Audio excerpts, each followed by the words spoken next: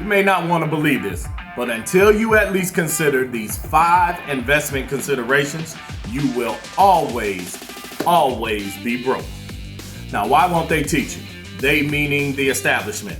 They meaning capitalists. They meaning educational systems. They meaning the media. They meaning institutions. They would never teach you this. You know why? Because the less educated you are about these 5 investment considerations, the more money they make. Who am I in case we've never met? My name is Brandon Caldwell, and I wanted to show you guys 5 investment considerations. Why? Because I'm not a specialist. I'm not licensed. I can't give you investment advice. I'm not a CPA. I don't have a Series 6 or 66, but why would you listen to me? Well, I've lost a lot of money over my life because nobody taught me these things. However, I've gotten it back because I learned this. So I don't have to be licensed to teach you 2 things that I want to show you on today: terminology and perspective. The first 5 videos, I'm going to show you guys 5 things that you need to consider. I didn't say invest in, I said consider if you want to generate wealth. Don't be like me and be hard-headed and have to generate the money that you've lost more than once before you get it through your skull that investing is very important. So at least consider these things before you knock the video. At least consider these things and ask yourself, does this make sense? And at least consider these things and say, why aren't the institutions teaching this? Because it's not very difficult. But the first thing you need to consider on your road to wealth is this: you need a miniature and a true emergency fund. Now, why is that important? Well, terminology and perspective says everything, and terminology says that if you have a miniature emergency fund, it's small. If you have a miniature emergency, it is small. But most people who don't even have money think that every emergency is true. So once we change your terminology and your perspective on what an emergency is, your stress level will decrease. In other words, guys, you know the difference. The only difference between an emergency and a true emergency is the money you have to handle it. See, wealthy people don't look at everything like a true emergency.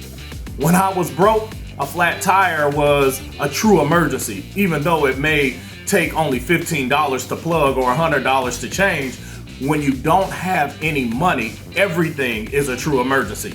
Now that I have money, if I get a flat tire, I simply can take that car and get it fixed. See, everything is perspective.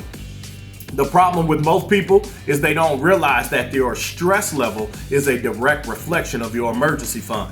So if you don't have the emergency funds that you prepare for, if you don't have an emergency fund that you plan for, and you have an emergency that is inevitable, your stress level is going to go through the ceiling. Why? Because you never put the money aside for the miniature things that are going to happen in life. Guys, listen, life happens to us all. I've seen it, I've done it, I've been through it. I used to borrow money from friends for an emergency because I didn't have the money or the means to even get a loan. I used to borrow my friend's car because I did not have one at the time, but I still had to take care of business. I used to only be able to buy things out the grocery store that was on the generic aisle, and I'd be ashamed to even share my food because I had crisp rice instead of Rice Krispies. Believe me, I've been there. I know what struggle is like. But the funny thing is, my stress level went lower and lower and lower when I realized that most emergencies, miniature emergencies, can be handled with, guess what? $3,000. Sounds like a lot of money back then, but now it's nothing. Why? Because my perspective changed. See, once I realized that $3,000 is the definition of a miniature emergency in most instances, like your transmission go out in your car, $3,000 will help you, right? Air conditioning compressor at your house, $3,000 will help you. See, the miniature emergency fund is what you have already set aside so that when it pops up, you're already prepared. See, write this down. My mentor always said, prepare for war in times of peace. Now the war is coming. That's a true emergency. I'm not wishing that on you, of course. I'm just telling you that once you reach a certain age, you know that life happens to us all. But why let a miniature emergency affect our mindset, affect our goals? Why let a miniature emergency keep us from the vision that God set out to accomplish? Why let a miniature emergency ruin your day, ruin your week, ruin your month, ruin your year? You know why? Because most people are paying this month's bills with this month's money. Newsflash, if you're paying this month's bills with once money, that you're one step away from a catastrophe. So we can't even talk about 2, 3, 4, and 5 until you realize and recognize you have to get your cash flow up to what we call at least a net 90. Now, Brandon, what's a net 90? Net 90 means you have 90 days of income that you set aside, or your cash flow is at least 90 days of your expenses. So you don't make a dime today, you're good for at least 90 days. That's a goal between your miniature and true emergency. In other words, guys, a true emergency is 6 months, right? Your expenses multiplied by 6. That's a true emergency.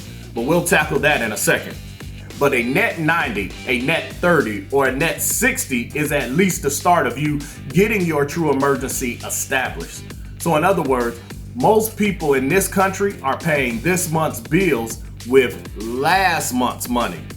So they're already negative. You step up a little when you pay this month's bills with this month's money. Now, a great situation, because you still can do it, is if you miss one paycheck, you still can spiral with your expenses. You want to get to a point where you at least have 60 days out, where if you don't get another dime, your bills are paid for at least 2 months. So that would be considered a net 60. Make sense? Here's the sad thing about this country.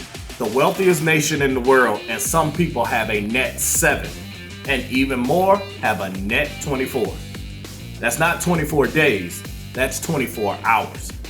If you ever go to Lowe's or Home Depot and you see a gentleman saying, "Do you have any work I can do today?" He has a net 24. That means that if he doesn't paint today, that means that if he doesn't help you with your carpet today, if he didn't clean your gutters today, if he isn't helping you with sheetrock today, he will not eat today. The wealthiest country in the world, and so many Americans struggle. You know why? Because they don't teach you these 5 investment considerations. They don't teach you to set aside for a miniature emergency. They don't teach you how to build for a true emergency. So most people with a good job, most people with a career still don't realize that you want to get to a point where you're net 90 or net 6 months. That means that the money I'm making today, I won't need for 6 months from now. Not the money I make today, I need tonight. So what we have to do is change our terminology and perspective. And over the course of the next 5 videos, we'll show you how to work step by step by step through 5 considerations to get you exactly where you need to go. The reality is this, guys. When you get to a point where you're paying next year's bills with last year's money, you're way past the true emergency. You'll get to a point where one check and 1 month pays for everything for the year. You'll get to a point where the money you're making today, you can invest and it'll make you money for the next 10 years. That's after and only after you've taken care of a miniature emergency, $3,000 or less. And true emergencies, 6 months, no cash flow, but you're okay for half the year. Guys, what happens if you lose your job? Will you spiral immediately, or will you stay, that's okay? That's okay because I have at least 6 months of my expenses in my reserve and a decent yielding. The reason I say decent is because a savings account gives you 1% if you're lucky. A CD gives you -1% if you're lucky. So you want to put your 6 months of your lifestyle in some kind of decent yielding money market account, or something you can have access to within 24 to 48 hours. If your job trips, they can trip because you don't need another income stream for 6 months. You've been preparing for war in times of peace. What happens if your loved one or significant other loses their job and you guys can look at each other and say, it's okay. We don't need any extra income because we've been preparing for war in times of peace. See, we live in the wealthiest country in the world. The problem is they don't teach you these things until you've been divorced. You don't learn these things until you've been beat up. You don't learn these things about the tax game until you're already over 50. You don't learn what a home-based business is the number one asset that you can build until you're introduced to it after college. You don't learn that these things until you're buried in 6 figures worth of student loan debt. The problem, ladies and gentlemen, is these 5 investment considerations will never be taught to you. Why? Because they benefit from you if you never learn them. Did you catch that? Make sure you go through all 5 videos, including the next one where we tackle the importance of certain retirement accounts so one day you won't have to work for money and money can start working for you. Start working on your miniature and emergency fund. Start working over or on your true emergency funds. Make sure you have access within 24 to 48 hours, and I promise you, when life hits you, you can slap it back and tell it was not hard enough. Fast forward to the next video where we talk about retirement accounts and the importance of working on your future.